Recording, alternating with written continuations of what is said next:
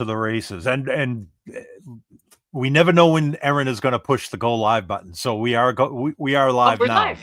We're live. Beautiful. Yeah. Hey everyone, welcome to SVT time. It is Tuesday. It's a different time this time. It's at 3 p.m. Eastern Standard. But anyways, we're SVT time. It is Tuesday. This is episode 84, and we have a very special guest today, Moa Munoz. I always stumble on the first part, but I did say that right, Munoz. Yeah, you did. Yeah, I mean, everyone is confused because they're like, "You're not Mexican," and I'm like, "Nope," but I married into it. Well, yeah. So you are. You're Yeah. you're in the family. Absolutely. I'm Swexican now. You're what do you call it? Swexican? Swexican. Yeah, Swedish Mexican. That is awesome. Oh my gosh, we got a lot of things to talk, especially in your relationship with your husband and how he works with you, and Yeah. there's so many cool things to talk about here. But thank you so much for doing this. I know you're kind of like in the middle of tour legs, and not to mention a few other things going on in your life so I appreciate you coming on and doing this. Pleasure is all mine, Dino. I'm honored to be asked. Very cool. So how are you doing? How are you feeling? Everything good so far? Yeah, everything's good. Okay. I've been on a break now for almost a month, 3 weeks, 4 weeks. And which has been, the longest break I've had in a while. So yeah, like a break from touring or a break from everything? Yeah, a break from touring. Yeah. Okay. All right. Because we know you never sit still. There's always something to work on. Yeah, I know. I've been trying to sleep in and be, do nothing, and I'm working on it. Yeah. Okay. All right. Actually, Dom just chimed in. Hello, family. So Dom is watching. Hello, Dom. For those of you that obviously Dom is not here today because he's still on paternity leave, taking care of the family, which is awesome. But good to see you, buddy. We'll see you here in a couple of weeks, actually. So, yeah. So speaking of families, I know I'm going to kind of jump right in here. So you made a big announcement, a family announcement, more than a few months ago. I'm assuming. Mm-hmm. What is it? How far along are you now? I'm 6 months. 6 months. Okay. Yeah. Man. So and you've been touring with Olivia. Mm-hmm. How have you been doing that? Like, how have you been feeling? Has everything been okay? Yeah. Adjustments on the road? Yeah, honestly, so far, I mean, I was so early still. I feel like on the last tour that I didn't really have any, like any ailments or anything. The only thing is, I guess my back, like my back gets like really tired, and before I've just like pushed through with that because my bass is pretty heavy, and I've just been like, oh, whatever, fuck it. And that's like the only thing that I'm noticing that it's like, I can't like really do that anymore. So I have like, like a workout routine, like I warm up before, and as long as I do that, I'm fine, Okay. All right. Well, hey, I'm not pregnant and my back hurts on a gig. So, I mean, basses are heavy. I actually had Luis weight relief my P bass, so he shaved a whole pound off it. I know. How did he do that? So it's under the pick guard. It's just empty under there right now. Okay. Oh wow. Okay. And so that's probably unpopular opinion, amongst bass players, but you do what you have to do, and it works. Yeah, I mean, you hear about this all the time. Like guys like Roger Sadowski will hollow out a bass before he puts the top on and things like that. Has it affected the sound or the tone or anything? No. Yeah, it really hasn't. Like it's made a huge difference, for my stamina to like make it easier to keep up, and yeah. Sure. Yeah, let's talk about your husband for a second here. So Luis is obviously your husband, but he's also your tech. Yeah. And Olivia's tech. Yeah. That's right.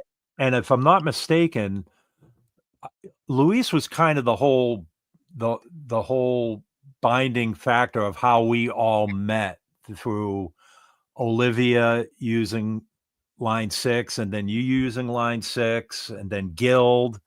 Yeah, I mean, it was the other way around. So I've been working with Guild for a long time. I love them. I have a Starfire, the hollow body bass that I love. Yep. And then I was talking to Caleb, and we were just I can't remember how we got into it, but somehow, like started talking about line 6, and that's how I got into using the Helix. And then I've always, been an Ampeg fan. I've always Sure. backlined Ampeg, and then, I realized that Ampeg is also part of the Yamaha family, and so I was like, hey, you Yeah. know. So then that's how I got connected. Yeah, first with you and everything, and then obviously Louise kind of takes over with that, and now Olivia uses Helix too, and Okay. yeah. Okay. So I did have it backwards then. So okay. Yeah. Yeah, all good, all Perfect. good. I mean, Yeah. we're almost a package deal at this point, like Yeah. it's, it's I, a, I've got my Starfire right there actually too. So oh no yeah. way. I'm on my phone, so it's so Yeah, small. it's hard to see because it's kind of dark lit, but I'll grab it here in a second. But yeah, Yeah. it was one of those custom colors that Guild was doing, and I was in the Mhm. office that one day, and it was actually the photo unit. Oh, So nice. when I saw it, I was like, can I buy that when we're done with it? So anyways, I'm Yeah, also I using the stuff. love those. I have flat mounts on it, and it really gives it like that dead kind of like Yep. plonky sound. I think they're super cool, and they're great. Like I love the neck. Like I love the way it plays. Yeah, yeah. They play great, they sound great, and they're Yeah. lightweight too. They're not like super they're heavy for a hollow body, but they're not as heavy as like a P bass, I would say, Yeah, exactly, you know? exactly. Yeah. Now, you touring with your husband, how I mean, when I go out on the road and I come back, my wife is generally like, "So when are you leaving again?" So there's obviously there's gotta be a really special dynamic there with you working with your husband Yeah. all the time. No, 100%. I mean, it was definitely a learning curve, I think, for both of us, Yeah. because we've toured separately for so long. So there was definitely like a period of like maybe like 2 years where like our schedules would just be mismatched. So I would be gone, then he would be gone, and we'd barely see each other, and that sucked. Yeah. Yeah. Um, when this when we started back up I mean, it's almost 2 years ago now, for the Guts run, we were gonna hire another tech, and I was like, well, I kind of have someone I'd like to recommend. There you go. And Louis was in the Pumpkins at the time, actually, but Okay. he I mean, I'm pretty proud to say that he ditched Billy Corgan for me, you know. You know, I'm not even gonna go there. But But I yes. mean, it was a learning curve for both of us. I feel like in the beginning, to learn to like suddenly going from barely seeing each other to seeing each other all the time. Yeah. Yeah. But once we got past that, like it's been awesome. Like it's so cool to like get to tour the world together, Of and course. I'm Yeah. very, very lucky, very lucky. Yeah. No, that and I joke about that all the time. Like when I am traveling and I'm on the road, I joke with my wife saying I'm doing reconnaissance work for our retirement because I kind of wish, when you're sitting there in a cafe in Melbourne, Australia, you're like, geez, I really would like to have my significant other here with me, Yeah, or so that is awesome. I'm actually envious. That's cool that you get to yeah, travel the world with your it's been son. special. Like first, I'm so grateful that I get to do what I get to do to begin with, Yeah. and then to be able to do that together, like Yeah. that's special. That is very cool. That is very cool. Yeah. Now, you grew up in Sweden. Hmm. Whereabouts in Sweden are you originally from? I'm from Oh, a really yeah. small town called Växjö that Okay. no one's ever heard of. It's south. It's like 2 hours north of Malmö, if anyone Okay. knows where that is. Okay. But yeah, I mean, I grew up playing in bands. Like, I mean, I joke and say that there was nothing else to do, but I think Yeah. that's because it was a big music scene in the city, and everyone was in bands, and Yep.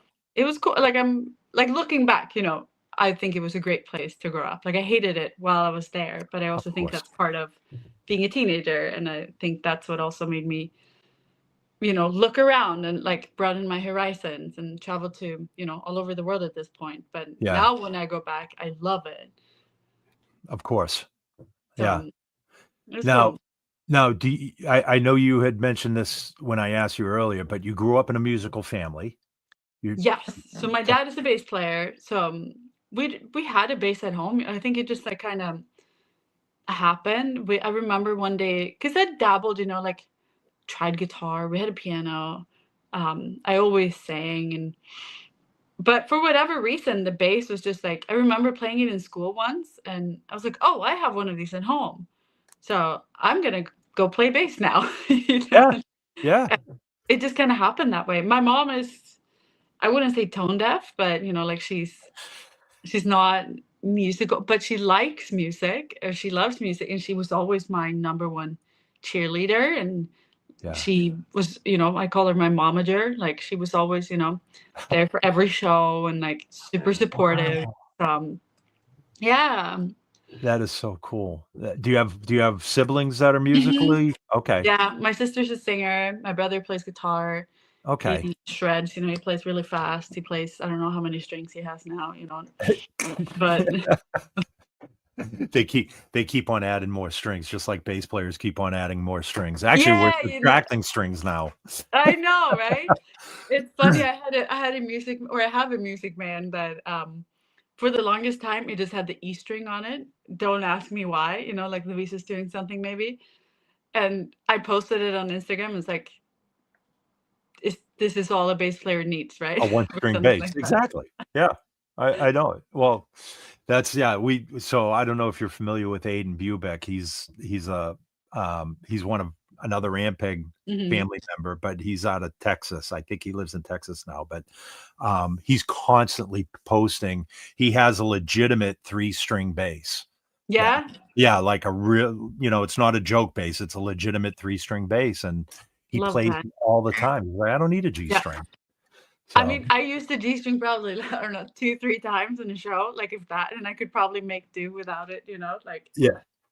Oh, that's so cool. That's so cool. Now, growing up in Sweden, did you have like I think anybody that's moved to like a big music city like LA or New York or Nashville, wherever they come from, like did you have like a vision at some point while you were Oh, playing around Sweden, like I got to go to LA, or I've got to go to I yeah. got to go someplace. Tell me about 100%. that. So I found MI, Musicians Institute, online. I couldn't tell you how, but I was maybe like 15 or something, like Mhm. just browsing, and Bjorn Englund, who's another bass player who plays for Yngwie Malmsteen, we're from the same city. So, and I saw that he moved to LA, and I was like, oh, like I think maybe that's how I can't remember. But as soon as I found that school, I was like, this is what I'm doing. That's it. Wow. Bjorn and I went to school together at MI.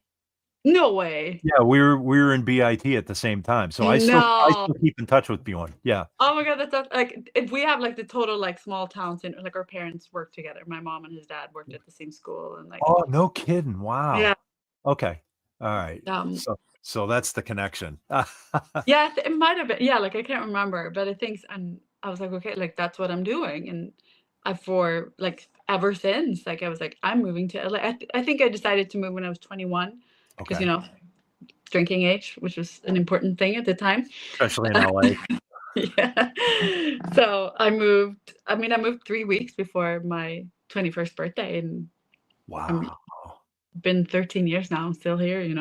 Wow. Yeah. And yeah, I mean, going to LA at 21 years old is either really exciting or really scary, or actually in reality more a little bit of both, I would think. I think at the time it was more exciting. I think if I would have done that now, I would have been scared. Versus back then, you're so young and dumb that you don't even think about it. And I mean that in the I know. best ways, because like now it's like, oh, you have a mortgage, you have a car payment, you Yeah. have, like life things that you don't necessarily have when you're 21. Like, I did the classic thing, like I sold all my things and packed up 2 suitcases and moved over here. Yep. And I mean, I'm so glad I did, but yeah, I don't think I could have done that today. Yeah. Yeah.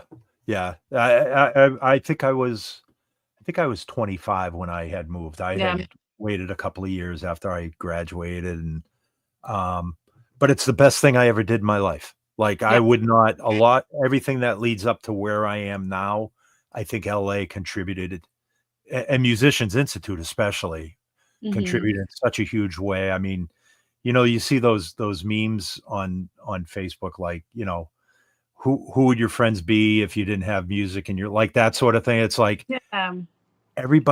every friend in my life that I've ever had outside of my childhood was due to music and especially being in LA and Musicians Institute. Yeah, So, and not just MI, but any school that you go to, it doesn't matter what you're majoring in either. It's like, you carry those friends for the rest of your lives. So, totally. And I think yeah, once you realize that, like that's the special thing. Like I don't yeah, think I even thought about that when I was in MI.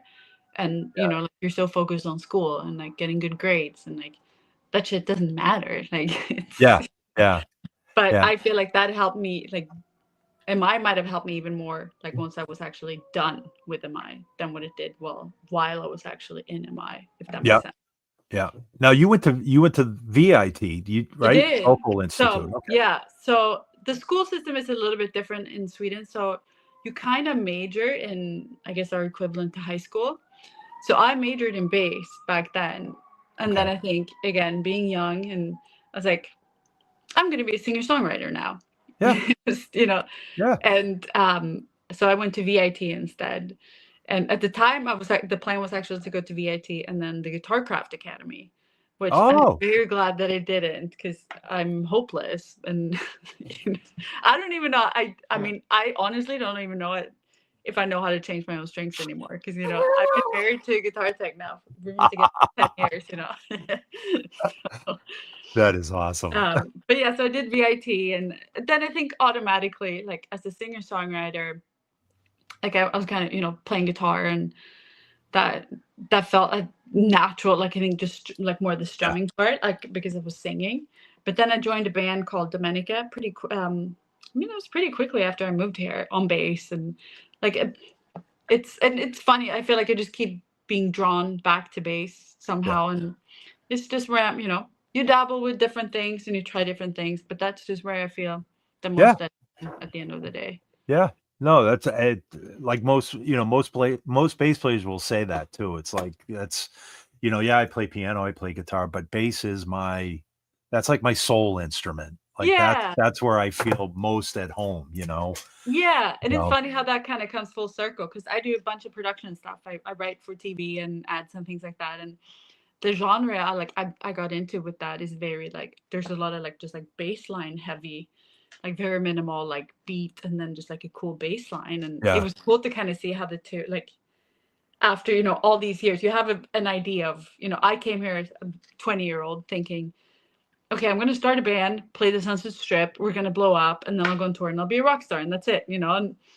then it didn't happen that way, but I still feel like I got to the goal. But like you take all these detours, and yeah, I got into sync, and I got like I didn't even know that exists. I didn't know what a session player was when I moved yeah, here. Like I thought you start a band, like that was that was what I knew from being from a small town. So yeah, you yeah, take that leap and you have a goal, but then you're open enough to see like where that takes you. And like somehow now I feel like it all makes sense, even though yeah. like along the way I was sometimes like, what the fuck am I doing?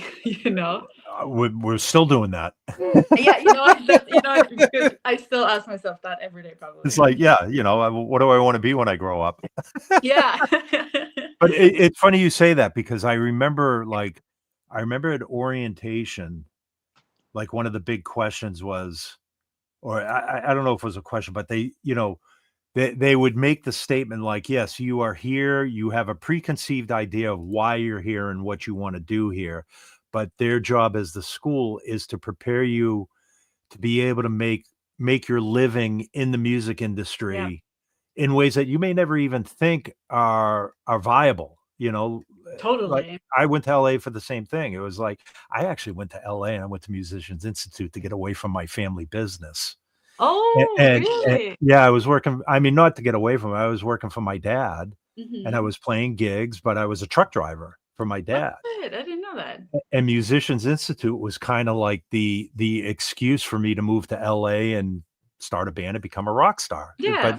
you can't say that to your dad, or your parents. It's like, no, dad, I'm going to go to school. I'm going to learn. I'm going to be responsible. And lo and behold, I got there. I was like, oh, I am going to go to school and learn. And like, there's so many other things available. So, Yeah.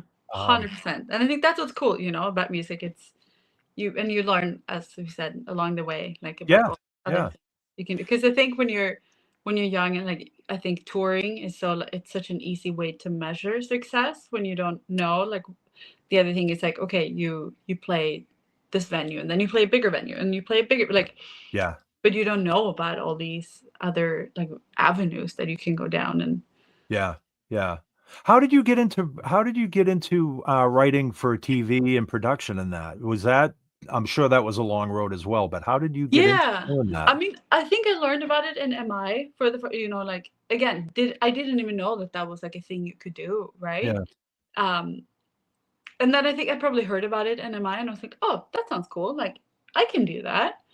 And then they had this thing called the Music Library Marathon, where you got to sign up and you got to meet with actual music supervisors. okay. And I was selected to do that. And funny enough, I was actually supposed to be on my very first tour when this music library thing took place. And the day before Thanksgiving, the whole band got fired. And I was, I was crushed. I was Of young, course. like, like your first tour. The funny thing is, I think I dodged the bullet, and, looking back. Yep. And, but I was, I was like, I'm going to quit music. This is, my life is over. Oh, come You know, on.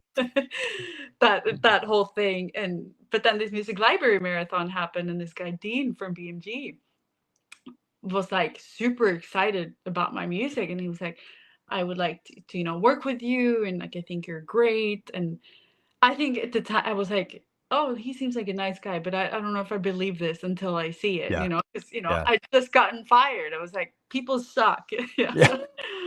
And the next day he actually, like, he came, like, he sent me an email. I was like, hey, we would like, for you to stop by the office. And I was like, what?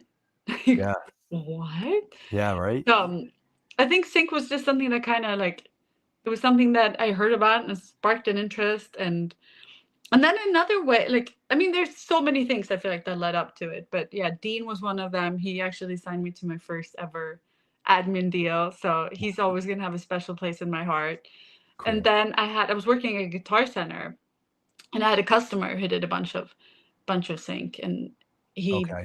he did mostly instrumental, but I always, every time he came in, because we became friends, like he was there all the time. Yeah. I always told him, yeah, like, well, if you need someone to sing or top line, like, let me know. And Yep. then one day, like, I probably told him that a million times, and then one day he was like, you know what, actually I do. Can you come in on Saturday? And I was like, Now what? Yeah. yeah. So that's how I got my first song. And it was in a show called Vanderpump Rules. So it's like all these like little things, like little nuggets. And like then once COVID hit, right before that, I made a goal that I was like, I want to focus on the sync thing a little bit. I'm going to write an EP specifically geared to this and then try to pitch it. Mm-hmm. And then COVID happened. And then it was like, okay, like this is definitely what I'm doing now. And then one of my best friends growing up, we actually ended up moving to LA together. Like we would dream about coming here. And we're still here. She works in the music business side of things now, and she's crushing it.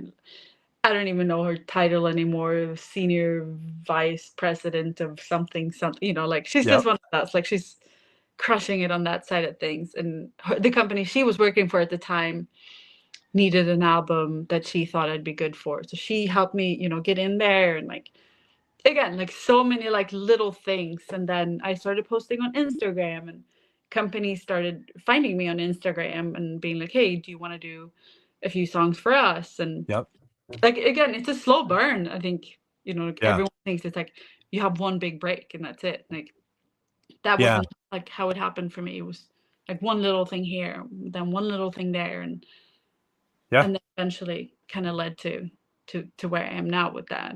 Yeah. I mean, it's just a progression of hard work, Yeah. There really is. I'm so glad you're saying this because, especially bass player or any single instrument player like myself or bass players that are watching, it's And you know, in my position with Ampeg, like people say, how did you get that gig with Ampeg? And it's like, Mhm. it wasn't like I grew up or I woke up one day and said, I'm going to go work for an amplifier company. It's just, Yeah. you start putting yourself out in so many different directions. Like they say, I've got so many irons in the fire, Yeah. you know, and you tend to those Totally. irons accordingly, you know? Yeah. And And then what do they say? Luck is when opportunity meets preparation, right? Like it, I was ready, like I had worked on yeah, it, and like once yep, the opportunity presented itself, like I was good to go, yeah, and yep. And the, like, I mean, I tell my kids all the time, the answer is always no unless you ask. You yeah. know, and in my case, they're like, "Well, Dad, the answer is always no when we ask you," but that's a whole thing. But you know what Well, I mean? Like, essentially, like I think that's a big one too. Like I'm glad you're saying that because I've heard more no's in my life than I've heard yeses, you know? yep, But I've just never given up. That's it. Like I think if I compare myself to the people I went to MI with, for example, the only thing that differentiates me, I wasn't better than anyone. I'm so fucking average. It's not even funny. But I wanted it the most. Like I was here for, almost 10 years before I got the gig with Olivia. Like I just never fucking gave up. And that's it. yeah, Like how long are you willing to be uncomfortable for? yes, yeah, And like that I think that's at the end of the day what it comes down to. Like yeah, man, yeah. It's, you know, success is based on, you know, I'm trying to think of the saying, but it's basically, you know, when you're willing to sacrifice the things that other people aren't willing to give up, yeah, sort of thing. You know, that's the thing. totally. I Now, mean, I was 30 when I started playing for Olivia. Like, most people that in my friends at that point, they were starting to having kids. They were having like yeah, career jobs. They had educations. I was driving a shitty minivan, but struggling to make rent. But I'm so glad I did that now. right, right. And you get the inevitable conversation like, "When are you gonna come home?" Or, "When are you gonna get a real Yeah, job?" Or, "When," you yeah. know, "when are you gonna move on with your," we all go through that same thing, Oh, you know? 100%. And like, I think Yeah, if you're good, like it's gonna happen for you eventually. Like yeah, that's, you just have to you don't have to be the best. You have to be good, but you don't have to be the best. You yeah, just have to want it the most. yep, and you just, like I said, you know, like you were saying, I mean, you had mentioned you were working at Guitar Center at the time, Yeah. you I know, work and there's your network right there, you know, yeah. or you know, a small part of your network where people are No, but coming in and 100%. Like that was, like again, like I met one of my first sync job actually came through Guitar Center, like yeah, whereas I feel like, a lot of people might have been embarrassed, like, oh, you work at Guitar Center? Like, I have no shame with that. And I would go back to work there if I had to, like yeah, you do what you have to. And I still would do whatever I, have to. yeah. Was this GC on Hollywood? I mean, on Sunset? Sure. Yep. I mean, it was rough sometimes, I'm not gonna Oh, lie. but oh, I can imagine. but Like I said, you know, looking back, it was, I have so many stories from that time. if you can survive Guitar Center on a Saturday morning on Sunset Boulevard in Hollywood, you can survive pretty much anything. I will say that. Yeah. Not to mention, Black Friday at Guitars, and if you can Yeah, survive that, like you yeah, exactly. Oh my gosh. can do anything.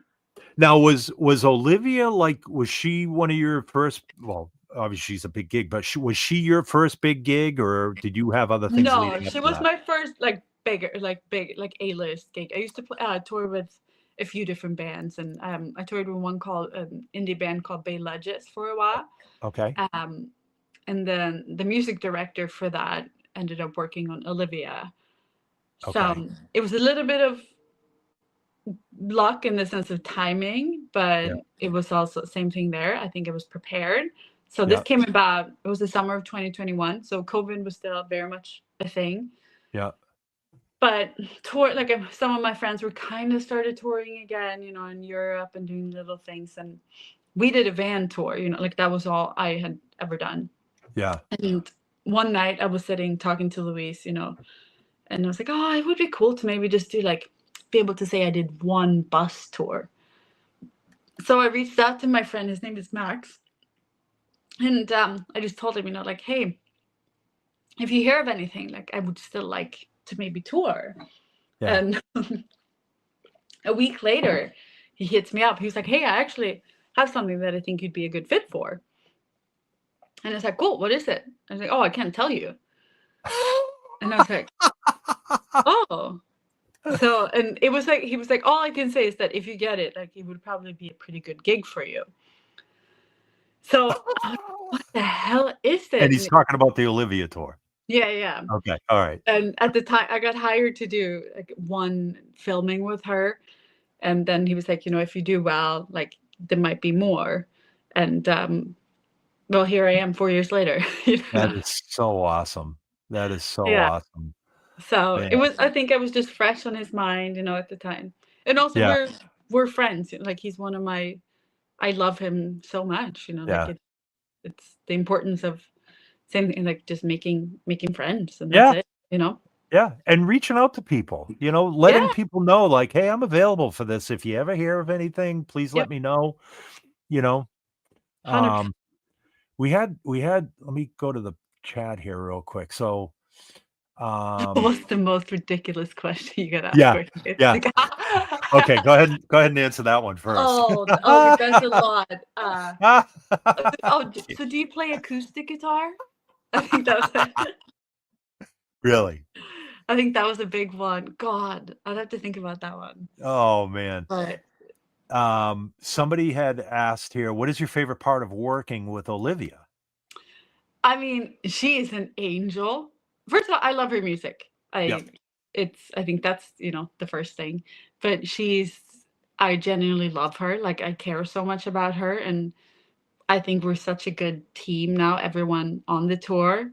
Yep. It's just fun, and I think that's it. Yeah.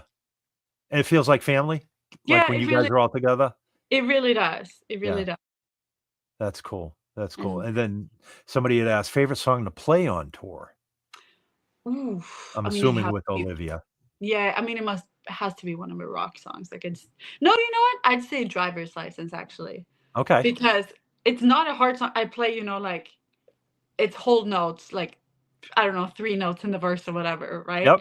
Yep. But live, it has, like, the bridge at the end is just this massive, big, like, kind of Coldplay outro. And every time we play that, like, I pull my ear out to hear the crowd sing it. And it Yeah. takes me back to the first show I did with her. We played iHeart in Vegas.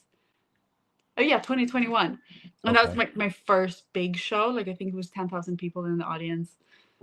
And Wow. I just remember, like, I can't explain to you what I felt, but I remember the feeling. Like, I Yeah. remember how I felt. And that part of that song always takes me back to that. That is so cool. So that's a special. I also love all the rock songs. I love rocking out. Like, that's, Yeah. I grew up playing hard rock and metal, so I'll always have a soft spot for that. So, like, maybe Back That's Right or Obsessed. yeah. Yeah. And I remember you telling me, like, when we were talking about your rig, and we'll talk about this in a little bit too, but when you were originally putting your rig together for this tour, it was like you made it very clear that it is a rock show. Like, It is. there's Yeah. gear is on stage, it's a rock show. Like, it's not, there's a set and it's designed too, but it is a rock show in its 100%. sincerity. That's so cool. And And your rig is Olivia's a little rocker too, so it's like, it's yeah, fun. It's a really yeah. fun. That's so cool. It's yeah, when we were talking about the rig, like, normally whenever anybody is going on tour, and they come to me and say, "Hey, what do you suggest for a rig on stage, this and that?" Obviously one of the questions that I always have to ask is, well, is the rig on stage? Obviously, is it going to be seen, but more importantly, is it going to be heard? Like, are you Yeah. going to have this rig behind you? Right. So I was surprised when you had said, no, no, no, everything, the gear is going on stage, and, it's accessible. I mean, I fought hard for that too. That was not. I'm Thank the you. only one on stage with an amp, so that was. Oh, I fought hard for that one. thank you. You fought for But us. yeah, but to me, it's like, I try, because we tried in the beginning to do without an amp, Yeah, and it's just not the same. Like, can I do it? Yes, of course I can. But, sure. like, do I want to? No, it's, Yeah, you yeah. know. Yeah, when it comes to push to shove, when you're talking to the boss or the boss's bosses, it's kind of like I would prefer to have an amp on Yeah, stage, sort of, you because you know. can feel it. It's Mm. like the bass, especially. I feel like it should be felt. Yeah, More than anything. yeah, yeah. And now on this tour, you were using, I'm using uh, the Venture. you were using that for South America, right? The Venture Yeah, yeah, yeah. head and the Yeah. cab. Okay. And it's worked out because I mean the SVT is my baby, Yeah, but it unfortunately it came down to a production call. Like it was, yeah. they needed something lighter and smaller, Yep. and the Venture is, it's doing the job. Like it's, Good. it was done. Yeah, yeah, and yeah, from a maintenance standpoint, traveling with tube heads is it tends it is a cost thing. Absolutely is a Yeah, cost thing. You know? especially when on because we're doing it's all festivals this year. It's and you're in South America. Like you might not Yep. be able to, like if something breaks or it's not easy to just get a replacement, and you barely Yeah. have any time on stage. Like as it is, like Yeah. it's so I get it. I totally get it from a Yeah. production standpoint that it just had to happen that way. Yep. Now is Luis moving your gear for you too? Or is Yeah. that so Oh, he's very happy that it's a Venture, I think, instead of the SVT. that's any touring act that's touring with a Venture, I usually, obviously the artist, the player is always happy, but then when I talk to the tech, they're like, "Thank you." Yeah. No, So, cool. he's definitely probably even more happy than I am about that. That's awesome. That is so awesome. So, let's talk a little bit about, obviously, we could talk about your gig with Olivia all day long, and we might just do that too. But Ray Chu is asking, what kind of cab do you use on the Venture? And it's The the fourth. 410, Yeah. right? Yeah, Mhm. yeah. So a V12. I think he went with the V12 and the 410 cab. Yeah. Or so there you go, Yeah. Rachel. Yeah. Um, you also now you had a stint. Tell me about Sam Smith. You worked with Sam Smith as well? That was a one-off thing. I did we played a wedding actually. Really? Yeah, I played a wedding with him. It was just a one-off thing for Okay. in Vegas. But they're one of the coolest people I've ever worked with. They were so nice and their Very voice is cool. incredible. That was really fun. Yeah. Yeah. So it is that is their real voice. Like that, Yeah, yeah, when you yeah. hear the recordings, it's like, how can that be coming out of a human being? I know, yeah. So And yeah, it was a great and everyone in that camp is great. So that was a really fun, just like one-off thing I did too. Because they okay. have the band, but they were in the UK, and same thing there. This was during COVID, so it Okay. wasn't easy to just like fly a band out at the time. Yeah. Yeah. Was that a band? Was it Olivia's band or was it No, the music director that put it together? it was just me from Olivia's band for that, Okay. and a bunch of other people. But yeah, that was a really fun, Okay. different thing, to do. Cool. Very cool. Very cool. Yeah. So now we got to talk about Mosh Party. Yes. Tell me about Mosh Party. So Mosh Party, it's me and my friend Ryan. That was born during COVID too. Honestly, my career like kind of You took know, off during COVID. that's awesome. Yeah. That But some wonderful things came out of COVID, albeit, yeah, so and I think it's important to always look at it from that perspective. yep. So we do a bunch of music for sync, and again, we started doing that during COVID, especially. And Mosh Party it's very upbeat. It's very, like party, good vibes, living your best life, and it came about like literally from us doing that. Like I know to someone who's just listening at a first glance, it probably sounds just superficial, and you can hear it in, we're on all the reality shows like Love Is Blind and Too Hot to Handle, and Hey. all of that. But it's really, I think for us, became a way to hype ourselves up like Yep. during that time, because it was a time where with a lot of uncertainty and no one knew what was going on, and it was a kind of, I think, a hard time for many people. Yep. So for us, that became a way of like hyping ourselves up instead of like writing because we're depressed. Like we wrote to hype ourselves up, and I mean we still do it to this day. And he's like one of my best friends, and yeah, like That is awesome. my best collaborator. And so yeah, we do a bunch of that, and we have a few other projects too. But Mosh Party is like our baby, you know. Like that's Okay, all right, and that is, you know, we forget, or at least I try to forget. Like during that COVID era, it was so easy to write stuff that was reflective of, you know, stuck in the house again, can't go out. No, like Yeah. it was so easy to write. I don't want to say depressing music, but just write Yeah, music that yeah, was reflective of how we were feeling of that time. So, totally. you know, to come out and say, no, we want to do something that that you know that's going to bring some happiness to us, not Yeah, just reflect our dark mood at this time. totally. I Yeah. mean, it was fueled by a lot of margaritas, I will say. But we had a great time doing it, and yeah, we've kept doing it, you know. And Yeah. Yeah. Now, do you write in, like, do you have a project studio in the house, or do you guys go to a yeah, studio? Or?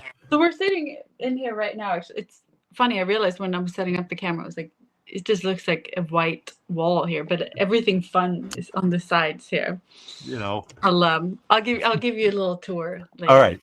But Okay. and then he has the studio. We usually do it at his place because my neighbor has chickens, so sometimes.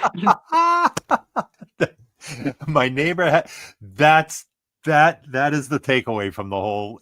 My neighbor has chickens. That's going to be the next. That's going to be your new album cover. My neighbor has chickens. So you know, like they can go off, so you can't always rely on not getting a clean, quiet Oh, around.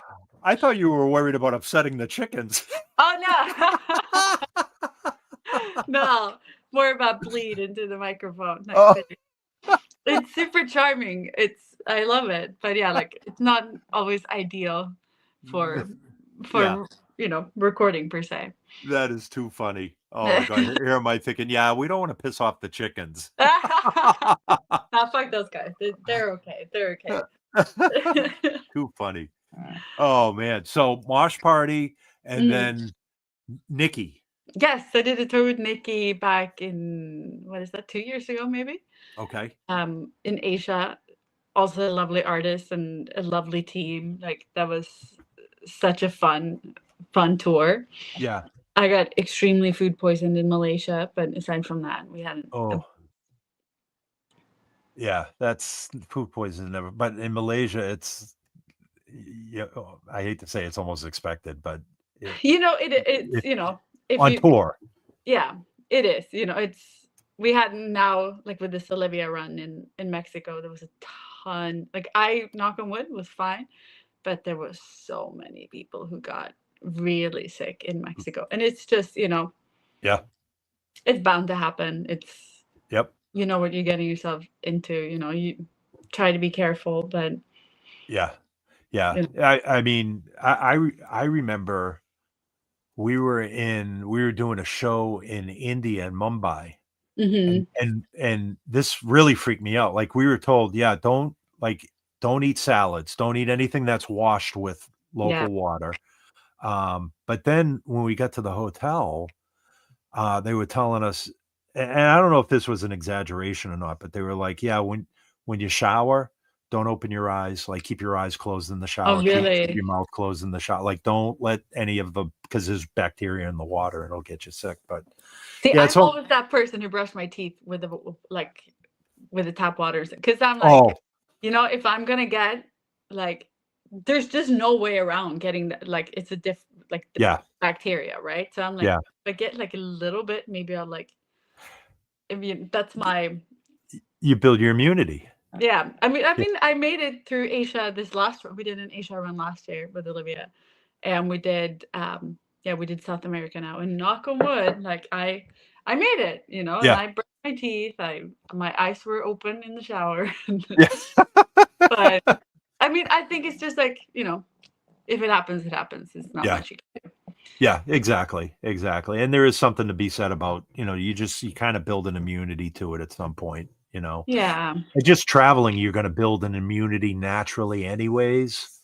Yeah, I think so. So, And if it yeah. happens, it happens, and you just. Here's a quote. Hassan, crazy. I would see Moa running around the halls of Musicians Institute. Congratulations on all your Oh, success, Moa. thank you. Very That's cool. cool. Yeah. I used to run around the halls too, but it wasn't it, it was usually out of madness. But yeah, it's fun, and we won't get into it. But at some point, we'll talk about some of our shared teachers and experiences. And Yeah. it was a great time in my life. I'm sure it was a great time in your life too. Yeah.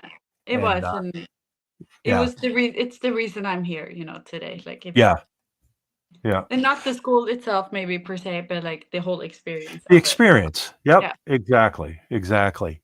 Do you think so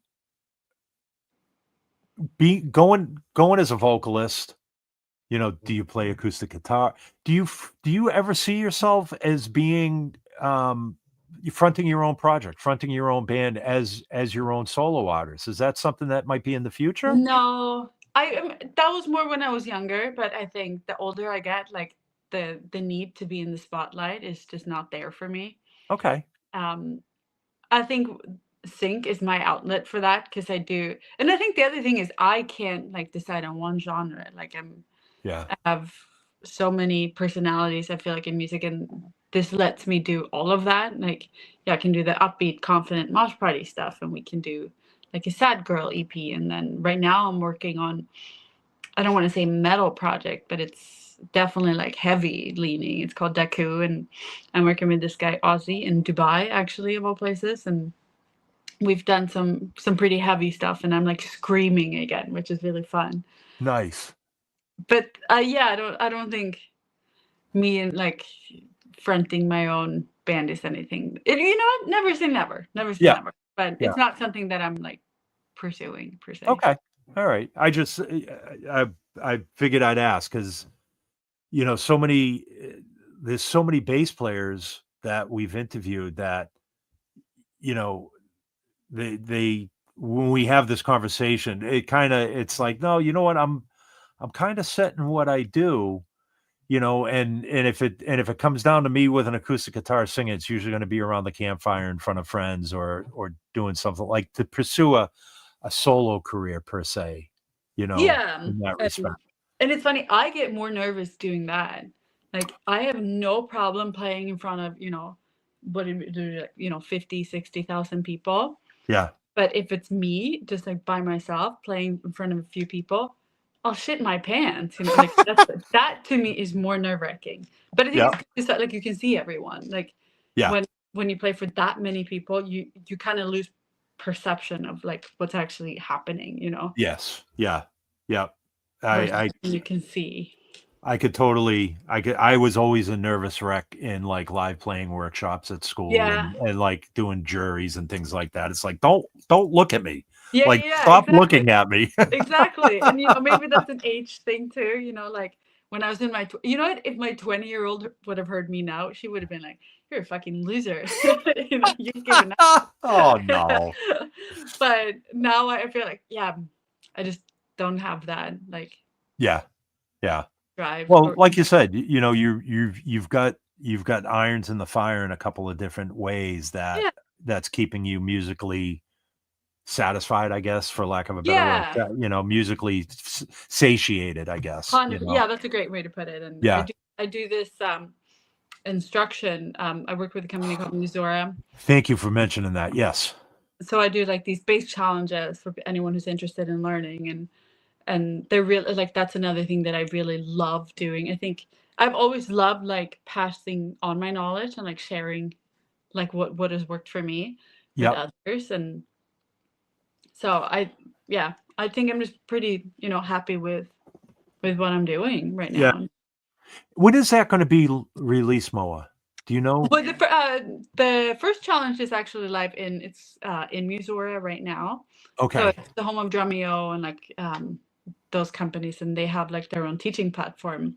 Okay. It's live there, and then we just shot the second challenge a few weeks ago. I don't know when that's going to be live, actually. Okay. A couple more Yeah, months. that's like that. That's the one thing I didn't pick up on. I completely forgot my research. Otherwise, I'd have the link here to post. But Well, you covered a lot of ground, you know. No, I know, but I missed that one, and ironically, that's like you had sent that to me last. I think. Yeah, we talked Like about that. last. Yeah, I because I know have it. an Ampeg there. I use an Ampeg for that as well. And Not everything sticks upstairs anymore. Some of it kind of leaks out the right side, but um, I know we had talked about your role as doing a little bit of keyboard bass too. Is that an important thing, do you think, for bass players that are getting into this genre? I do. It's not make or break, but I Oh, definitely think that like if you're new and trying to get in the game, that's something that sets you apart. I think like gives you an edge, because touring, I think, especially with like smaller acts, it's the budgets aren't huge, and yeah, like the more they can condense, the better. Like, so when my first like big like tour, or my first touring gig was with Bay Ledges, yeah, I was doing background vocals, they were pretty heavy on the background vocals. Um, I did keys and I did bass. I think like just think of it from that like a business perspective, right? Like instead of yeah, like that's 3 jobs. Like if you can get one person to do that, like as a manager, like you're like great. Like I just saved, that's like a 3-for-1 deal. yeah. And I think like I didn't know what I was doing. Like, I was asked if I could play key bass or synth bass, and I was like, yeah, yeah, I can do that. That's awesome. And then there was a lot of crying involved, and like, oh, I can't do this. What have I done? There was this one song that like the bass, it just didn't make any sense. It was a song called Mango. Like this song will stick with me for the rest of my life. And it was like dum dum doo dee doo doo dee doo dee Oh, doo, like, and I asked like, yeah, so like, do they want like that whole thing? And they were like, yeah, like note by note. And I was like, okay. But wow.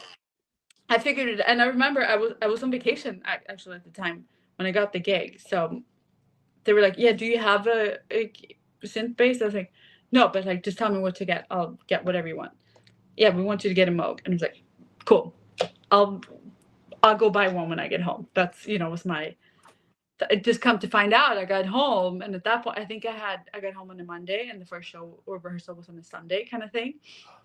And they didn't have any Moogs in store, and I was like, okay, fuck, like, what do I Wow. do? Like, I've said that, like, I got this, and I went to Guitar Center, I went to Sam Ash, and the guy I was talking to at Sam Ash was like, well, we don't have any in store, but I actually have one at home. I'll sell it to you. I was like, cool. What time do you get off? Wow. And I picked him up because this was in Hollywood and he lived in downtown. And I remember I was like, I just need like Only this in LA. as soon as possible. What time do you get out? I'll literally drive you home. Just give me the thing, right? Yeah. And he so he worked out, but it was a little bit of a stressful time. But I think that's another good lesson maybe that I would tell someone who's just getting started. Just say yes, and like you'll figure it out. Yeah. Wow. Actually, that was one of the questions that what would you tell a beginner basis? Yeah, just say yes. Like, can you do Just say this? yes. Yes, figure it out. Like, because you will like want. Because I think that was the thing. I was so hungry for it. I Yeah. wanted it so bad. Then I made You'll it figure it work. out. Yeah. Yeah, you really do. And ask. Don't be scared to ask for help. Like, Yep. I didn't know anything about a synth bass or like how to program it or like how to even like make sound. But like I was, I think, honest enough with the music director. I was like, hey, like, can you just like maybe help me with some of Yeah. the tones, and then you just figure it out. Figure it Yeah. out. Like whatever Yeah. it is. Like if you want it, you will, Yeah. Yeah. No, and that's and I see it's funny because I see more and more touring basis, even like going into the Nashville scene where they have a little Korg base Mhm. station or just a mono synth in their station so that they can cover some of the bass stuff that No, I think that like if you want to get into like especially like the pop world, I think that that's a great tool to have in your toolbox. Yeah. And Do you then, still have the Moog? Yeah, I still haven't. Yeah. Okay. Yeah, but I actually don't use it on stage anymore.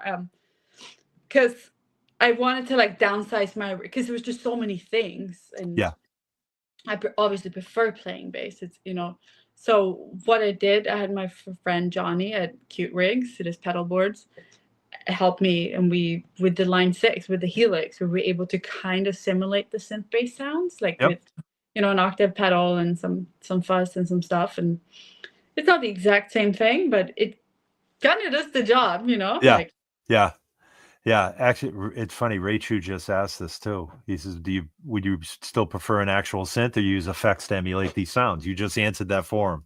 Yeah. There you go. I prefer to use the effects if I can. Yeah. I've got, I have one of those old Future Impact, or I have a Future Impact, but Akai did a synth pedal back in the late 90s called the Deep Impact. Mm-hmm. That was an analog synth, and it still to this day, it's kind of like anybody that knows what I'm talking about.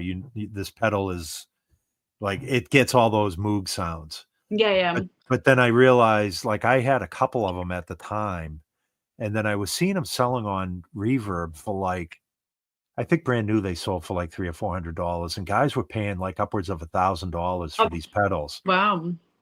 So I had 3 of them at one time. I sold 2 of them.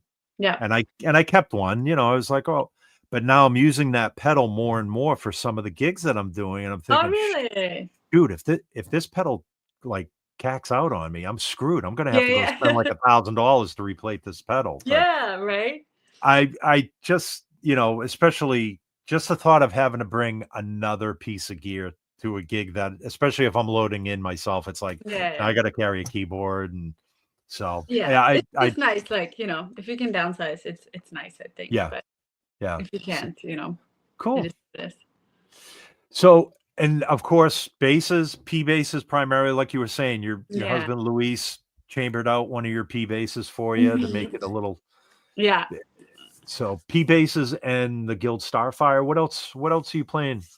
Right now I have a Mustang as well, but that's honestly mainly because like like being pregnant, I like literally couldn't do it anymore. Like my weight distribution is a little off. I understand. So but it actually I love it. It's like I feel like I've underestimated it. I also have an Ernie Butler Stingray that I really like. What else do I have? I'm looking around. But yeah, the P bass is definitely my main workhorse, and then I'd say the Guild would have to be a close second. Okay. Just like it's very specific, but it's so cool. I think for that sound, for like the hollow, thumpy sound, as you were saying. I love my Stingray. Yep. And what else do we have? I'm trying to think. Now, do you use specific basses for specific songs on the tour? Okay. Yeah. So the P bass is more for like the rock and like the drivey stuff. And then I have the Guild for like the ballads and things like that. Okay. Oh, so, cool. Yeah. But there's just so much gear out there, so it's like fun to try. Oh, absolutely. Yeah. Switch it up a little bit. So you are a little bit of a gear hound as well, like we all are, Yeah. Like, I want to try this bass. I want to find a use for this bass on this gig or on this tour. Yeah. Exactly. Like I had a Thunderbird at some point, which was kind of cool with Olivia too, and like because it's such a like wow. bass. I have an old Rickenbacker that's really sick too, actually. Okay. All right. I used that one last year on tour actually, but for the festival run, unfortunately, we had to strike it. But that was really sick. That was like my first like real bass that I ever bought. I was I think 16 when I got it. The Rickenbacker was? Yeah. I worked as a mailman for a whole summer, and then I used the money to buy a bass. Wow. Okay. So that one is special too. Very cool. But it's the history of it too. Like I think that goes a long way too. Yeah. Yeah. Uh, And that's yeah, it's I came across I had a 71 P bass that Wow. I sold when I was young. I wanted a Mhm. Gibson. Ended up selling it to raise money to buy a Gibson Victory and a BC Ray. That was in my rock thing. And I recently saw what I thought was my original 71 P bass on Reverb here in New No. England. And talked to the guy. We agreed on a price. I drove down to Connecticut. I'm thinking this is the bass that I sold Yeah. 35 years ago, 40 years ago. It ended up it wasn't, Aw. but when I got to the guy's place, I opened up the case and it had, it still had the pickup guard on it and the bridge guard. And it was still like when I opened up the case, it was like I was 16 years old all over Oh, again. Like I really started getting like emotional. I was that's like, so special. so yeah, it was just kind of so anybody that ever contemplates like selling your childhood base or don't do it. Like, No, not the chat. Like you can sell some, like, but there's a few that like that, they're always going to be special. And yeah, like there's yeah, if you can't, like I always look at like I joke about it that my Rickenbacker is my, insurance policy if shit hits the fan at some point, like yep, also. But if I don't have to, like, yeah, just try to yeah, hold. Like those are. I actually have I have a Squire, like a jazz bass. That was my very first bass. yeah. Is it a great bass? No, but it was my first. It was your first. Yeah, Yeah, I yeah. still my mom has it somewhere. Oh, And that's so cool. That's yeah, so cool. But yeah, it's somebody had said don't ever don't ever sell an instrument to buy another instrument, sort of thing. And in a lot of ways that kind of holds true. I mean, if it's a workhorse or a tool or something that you just bought to satisfy a certain thing, but if you're yeah. buying something for sentimentality reasons or sentimental reasons, I I mean, you just know. I think like there's like certain ones that yeah, you just know. yep, yep, absolutely. That's why I can't sell bases now. It's like I can't sell anything. And Yeah. every time I sell something, like one of my daughters will be like, "Well, Dad, I thought that was going to be mine," Oh, or really? or my wife will be like, "Didn't you like you toured Europe with that base? Like you really want?" It's like, all right, that stays. Yeah, yeah. Oh, that's great. They're so supportive. My Yeah. dad actually is bringing my or his he has an old Hagstrom bass. Okay. That's, Yeah. he toured with that, I don't know, back in the 70s maybe. And like Wow. I've always told him, when you die, that's mine. Yeah. Yeah. Well, and I think that's why the kids don't want me to sell my bases because Yeah, yeah. they know what they're worth. And when Pops is gone, we're gonna we're gonna cash in on some vintage instruments. Yeah, yeah. Yeah, I mean, I Oh, wouldn't sell the Hagstrom, but that's like just like, they're yeah. fun, to have and like Yeah. the history behind that. Yep. Absolutely. Man, Moa, this has been awesome. I know I know this has been so fun. we're a couple of minutes over here, but before we go, I always hit everybody that comes on the show with these 13 questions. Okay, I go. didn't I didn't prep you for them. So, and all right. And of course, so you gotta answer what comes to mind. Like Okay, the first thing that comes to mind. Okay. you So got it. first question is P bass or jazz bass? P-base. Okay. Passive or active Passive. electronics? Okay. Rounds or flats? I See, you can't. mm, I'd say Everybody does that on question 3. They're like, oh, round, but okay, close call, close call. okay. B15 or SVT? SVT. Okay. Cable or wireless? I mean, wireless, I Oh, think. Yeah. okay. If All I don't right. have to deal with it. You don't have to deal with it. Pick or fingers? Ooh, ooh. Yeah, they get Really, I have progressively to pick? hotter. Yeah. Oh,